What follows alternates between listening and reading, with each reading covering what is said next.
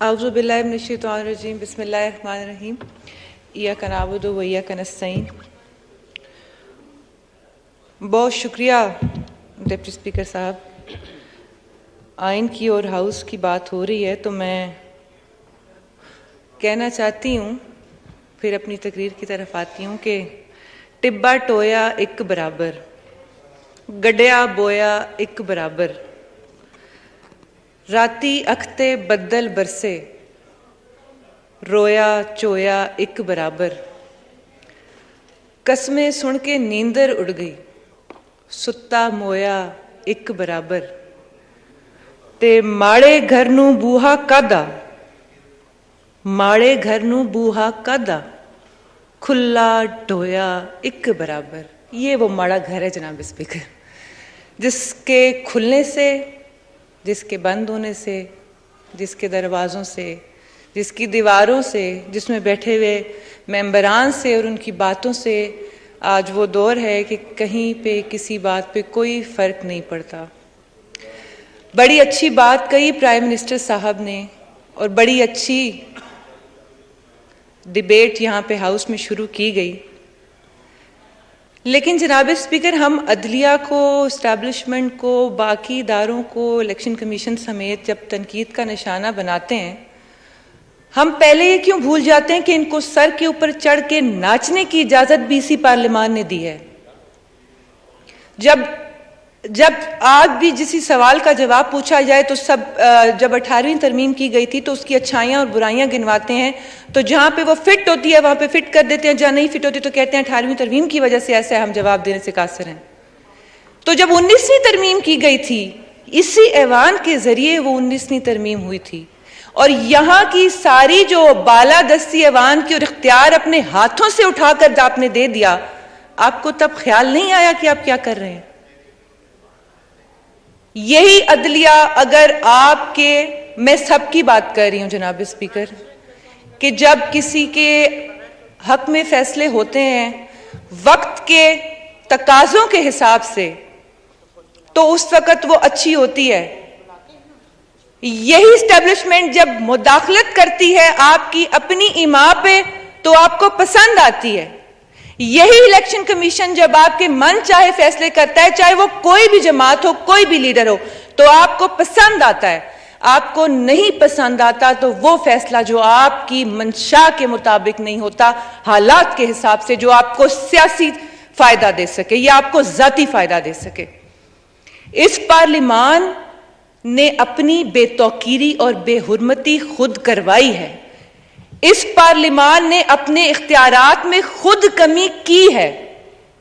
आज भी अगर आइन की हकमियत है, अगर उसकी बालादस्ती है, उसी के तहत सारे कानून है, ये मुअज़्ज़ज़ ऐवान उसी के तहत चल रहा है, तो उसी आइन जिसको 50 साल होने को आए हैं, इस पार्लियामान का हक बनता था, इनका फर्ज था कि वो जो आइन इतनी मेहनत से बना उसकी ये रखवाली करते, उसको बार बार यूं बेदर्दी से, और अब तो खैर मिसाल ही देने के लिए नहीं मिलती जितनी बेदर्दी से आइन को कुचला गया है। जो आइन में चीजें मुबहम थी, जो जिनकी सही तरीके से नहीं समझ में आ रही थी, वो इस पार्लियामान का काम था कि उसके अंदर मजीद अमेंडमेंट्स करते, वो तरामीम की जाती जिससे चीजों की और वजाहत होती, तो बार बार चीफ जस्टिस साहब का दरवाजा न खटखटाना पड़ता, क्योंकि फिर वो डैडी बन जाते हैं और फिर वो जो कहते हैं वो सब करने लग जाते हैं, क्योंकि उनको सिर्फ इख्तियार दिया गया है तशरीह करने का, वो तो तब्दील भी करने बैठे हैं। लेकिन मैं ये समझती हूं कि मनोअन किसी भी इदारे का या बाहर की किसी चीज का कोई कसूर नहीं, सारे का सारा कसूर और जिम्मेदारी इस ऐवान और इसके अरकान की है, जो आज ये नौबत आई है। और मुझे खुशी है कि कुछ मेंबरान ने ये तस्लीम भी किया है कि हमने वक्त पे फैसले नहीं किए, और जब जब किए तब उस दौर की हुकूमतों के शायद अपने जाती मफादात की खातिर किए गए। तो आज अगर इस तरह से फिर एक टर्म यूज करते हैं यहाँ पे लाडला और लाडली, मुझे बड़ा एतराज है इस बात पे, क्योंकि मुल्क से ज्यादा लाडला और अवाम से ज्यादा लाडली कोई चीज नहीं होती है, और ये भूल गए एक दूसरे को लाडला लाडी कहने में। मैं जनाब स्पीकर कल यहाँ पे जो ज्वाइंट सेशन में हुआ वो आए माशाल्लाह आतना तो सिर नाल वैंदियां उन्होंने भी कोई नहीं गई। वो जिस तरह हल्लड़बाजी उन्होंने की है और जिस तरह रोना रोए हैं उनके अपोजिशन लीडर ऑफ अपोजिशन ने यहाँ पे खड़े होके जो वो बातें कर रहे थे कि ये हो गया वो हो गया, खवातीन के बारे में बड़ी उन्होंने बात की। एक ही खातून है बुशरा बीबी, कोई और खातून नहीं है। वो 3 मुलाजमों के साथ घर अकेली थी, एक तो अकेली थी, वो भी 3 मुलाजिम भी थे। ये समझ नहीं आई मुझे। 3 मुलाजमों के साथ घर अकेली थी बेचारी बुशरा बीबी, तो बेचारी वजिया की बेटी भी घर अकेली थी जो शादीशुदा भी नहीं है। बेचारी नुसरत पठान भी थी। हम तो अल्लाह माफ करे, हम क्यों अपने आप को बेचारा भी कहें। मैं भी हूं जिनके घरों के रात को 2-2 बजे दरवाजे तोड़े गए। मरियम के साथ क्या किया, उसके बाद कराची मस्जिद नबी में आपके लोगों ने, मतलब में हमारे पास तो इतनी मिसाल है खवातीन के बारे में देने की। मरियम नवाज के बारे में आप खड़े होकर तकरीर में लीडर साहब क्या फरमा रहे हैं, मानी खेज जुमले कस रहे हैं उसके हस्बैंड का नाम लेके, और बुशरा बीबी ऊपर से उतरी हुई है। आपको ख्याल आ रहा है कि पुलिस ने ये कर दिया वो कर दिया, तो आपके अपने एमएनएस ने किया, लॉजेस में आके दरवाजे तोड़े गए, जहां जहां हमारे घर थे उनके दरवाजे तोड़े गए। आपने अपने वर्करों को उकसाया और उनको कहा इनको, और बच्चों की बात करते हैं, कहते हैं कि तुम लोगों के बच्चों से कोई शादियां नहीं करेगा। शादियां तो हुई हैं अल्हम्दुलिल्लाह, हमारे 4-5 एमएनएस के बच्चों की बड़ी धूमधाम से हुई हैं। ये इस लेवल पे आके बात करते हैं, ये किस मुंह से बात करते हैं। फिर कहते हैं धरती मां होती है, रियासत मां के जैसी होती है। पूरा जुमला नहीं करते, बाप के जैसा बाजवा होता है, वो भूल जाते हैं। उस वक्त कहते, मैंने नहीं कहा, ये वो कहते हैं कि बाजवा साहब कौम के बाप हैं, वालिद हैं, और उन्हीं बाजवा साहब वालिद साहब के साथ इन्होंने वो सलूक किया, उससे भी बुरा, जो रिटायरमेंट के बाद नाफरमान औलाद भी बाप के साथ नहीं करती। और ये वो नाफरमान ना हलफ औलाद निकली जो कहती है कि जनरल बाजवा ने अपने हलफ से गद्दारी की। वो भूल गए कि वो जब 2013 में बंदे इकट्ठे कर रहे थे, बिलखुसूस 2018 के इलेक्शंस में जब हुआ सारा कुछ, वो हलफ से गद्दारी नहीं थी। वही आपको सबसे अच्छे आर्मी चीफ लगते थे। उन बेचारों ने क्या कसूर आपके साथ कर दिया नेकी करके। फिर उसके बाद आपने उनको एक्सटेंशन दी, फिर आपने उनको कौम का बाप बनाया। आपको नहीं 4.5 साल में नजर आया कि वो अपने हलफ से गद्दारी कर रहे हैं, क्योंकि वो आपको सपोर्ट कर रहे थे, आपकी हाँ में हाँ मिला रहे थे, आपके लिए सारी जिस तरह आपने फरमाया है, आप ये सब कुछ उन्होंने फरमाया। मेरा एक लफ्ज भी नहीं है इसमें, मैं सिर्फ दोहरा रही हूं। तो वो सब मीठा मीठा हप हप और कड़वा कड़वा थू थू, और अब जिस तरह आपने फौज को बदनाम कर दिया, उनके साथ भी वैसे ठीक ही हुआ। क्योंकि जिस बेदर्दी से इस मुल्क के साथ खेला जा रहा है जनाब स्पीकर, और ये आप जरा अंदाजा लगा लें इस ऐवान की हसासियत का, इनकी संजीदगी का, कि पूरा ऐवान खाली पड़ा है और बड़े इंपॉर्टेंट बातें हो रही हैं यहां पे। अमेंडमेंट्स जो एक कमरे में भी होंगी और पेपर यहां पे आ जाएगा आपके सामने, और वो तालियां शालियां डस्ट टेस्ट बजा के वो पास भी हो जाएगा। मसला ये है स्पीकर साहब कि लोटों की बात इन्होंने की है, हम अभी भी सुनते हैं। ये आज भी एक मुअज़्ज़ज़ मेंबर फरमा रहे थे, कल भी लोटे लोटे लोटे लोटो की आवाज आ रही थी। मैंने इनसे पूछना है कि परवेज इलाही को हार पहनाते वक्त कहा था कि वेलकम लोटा साहब आप आ रहे हैं। शेख वकास को इसी तरह अभी पिछले दिनों जो ज्वाइन किया उसको भी कहा बहुत बड़े लोटे, खुश आमदेद। जमशेद दस्ती भी, फिर वो कितना बड़ा लोटा होगा। ये जो पीटीआई में आ रहे हैं, ड्राई क्लीनिंग मशीन से निकल के ये वो भट्टी है जिसमें वो प्लास्टिक पिघल जाता है, लोटे की शेप तब्दील हो जाती है, वो गुलदान बन के बाहर निकल आता है, उसके अंदर फूल भी लगे होते हैं।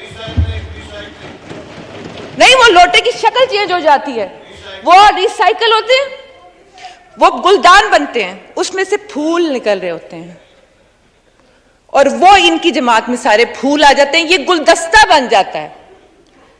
और ये जो गुलदस्ता है, वो जो लीडर साहब हैं, जो माशाल्लाह, मैं इस वक्त खड़े होके मैं पूरी पाकिस्तान तहरीक इंसाफ को चैलेंज करती हूं कि वो अपने लीडर की कही हुई एक बात सच साबित कर दें, सिर्फ एक, लंबी चौड़ी नहीं, सिर्फ एक बात जनाब स्पीकर वो साबित कर दें। और दूसरी बात यह है कि ये कहते हैं ना, आज भी फरमा रहे थे कि खान साहब ने ये किया, आपने, इधर से भी यही होता है, आपने यूं कर दिया, मसला यही है ना कि आपने यूं किया और आपने यूं किया। मैं कहती हूं खान साहब की सारी बातें ठीक, मिसाल के तौर पे वो जो कहते हैं, इल्जाम लगाते हैं लोगों पे, बाकी लोगों पे, एक मिनट के लिए मान लें कि वो दुरुस्त, लेकिन आपने जो किया वो भी साथ माने, तो फिर आप ये बताएं कि आप में और बाकियों में फर्क क्या रह गया? आप फिर हुसैनियत के झंडे पकड़ के क्यों चल रहे हैं?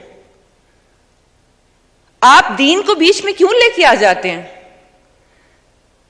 दीन इतनी कमजोर चीज नहीं होती कि उसको खतरा हो किसी से। जब भी कोई लीडर जब दीन की बात करते हैं ना, तो खतरा उनको खुद होता है, वो अपने आप को बचाने के लिए दीन की बात करते हैं। रियासत मदीना का तो लफ्ज भी इनके मुंह से अच्छा नहीं लगता। मेरा ख्याल है तो उनको लिखना भी नहीं आता होगा कि रियासत मदीना लिखते कैसे हैं, बोलना ही नहीं आता खातून। ये पता नहीं किस मुंह से बोलते हैं। दुरूद शरीफ पढ़ते हैं तो जबान कब कब आती है, तलफ्फुज दुरुस्त नहीं है इनका। मैं मजीद जातियात में नहीं जाना चाहती, लेकिन एक लीडर है ना, तो लीडर पब्लिक प्रॉपर्टी होता है, लीडर के बारे में इतनी बात तो की जा सकती है ना। जब लीडर खुद खड़े होकर जलसों में लोगों की मां बहनों की बात करता है, उसके बारे में बात नहीं की जा सकती। ये किस किस्म का लीडर है जो सुबह को बात और करता है, शाम को बात और करता है? मैं फिर कह रही हूं कि सारी बातें ठीक, आपने क्या किया, तो फिर आपको और इसमें फर्क आप में क्या रह गया?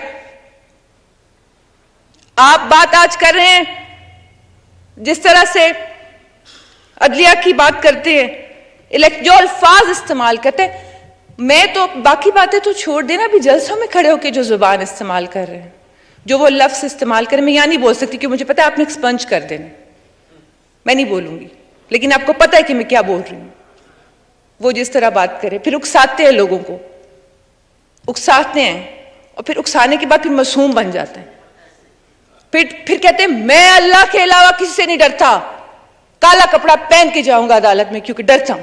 बुर्का पहन के जाता है। मैं अल्लाह के अलावा किसी से नहीं डरता, मैंने जान अल्लाह को देनी है, सबूत भी अल्लाह को ही देने हैं। बुर्का पहन के जाता है। लोग हर मोड़ पे रुक रुक के संभलते क्यों हैं? इतना डरते हैं तो फिर घर से निकलते क्यों है? पीछे बाराती, आगे बैंड बाजा, आए दूल्हे राजा।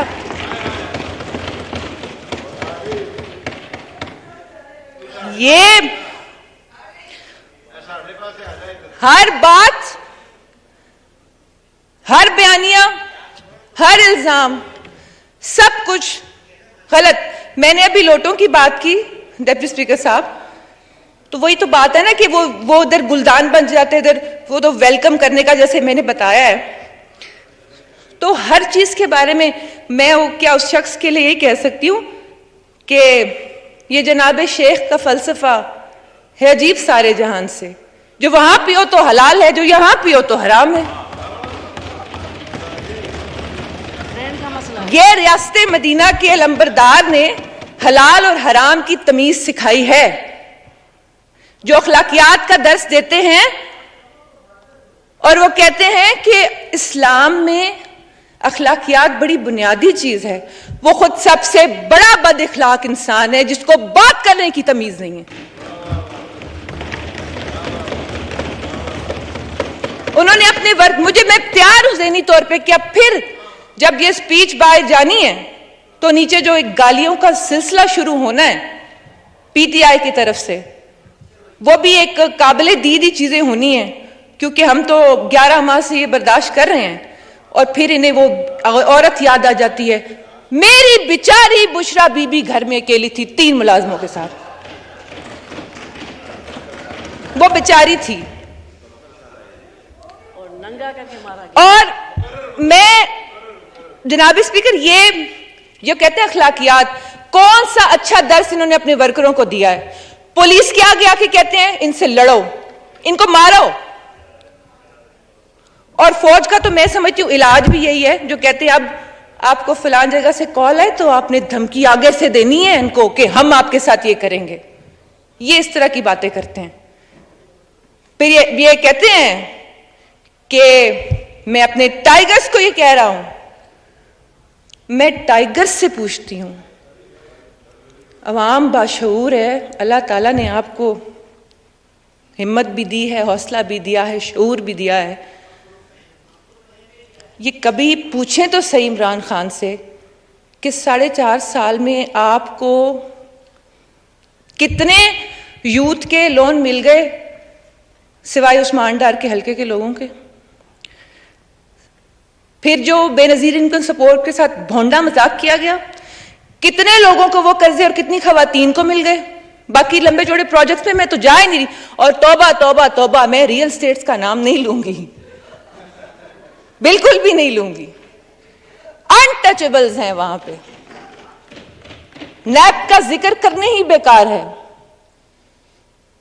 क्योंकि मैंने कहा ना हलाल और हराम की जो तमीज है, और जैसे लोटों की बात है, तो नैबज़दा अगर आपकी अपनी कैबिनेट हो तो आप, मैं तो इस इंसान के कॉन्फिडेंस की दाद देना चाहूंगी। मैंने अपनी जिंदगी में ऐसा इंसान नहीं देखा जो इतने कॉन्फिडेंस के साथ इतने झूठ बोलता हो, जिसकी बॉडी लैंग्वेज कमाल की हो कि बंदा अप्रिशिएट करने पे मजबूर हो जाए, खुद भी लगे कि ये सच कह रहा है।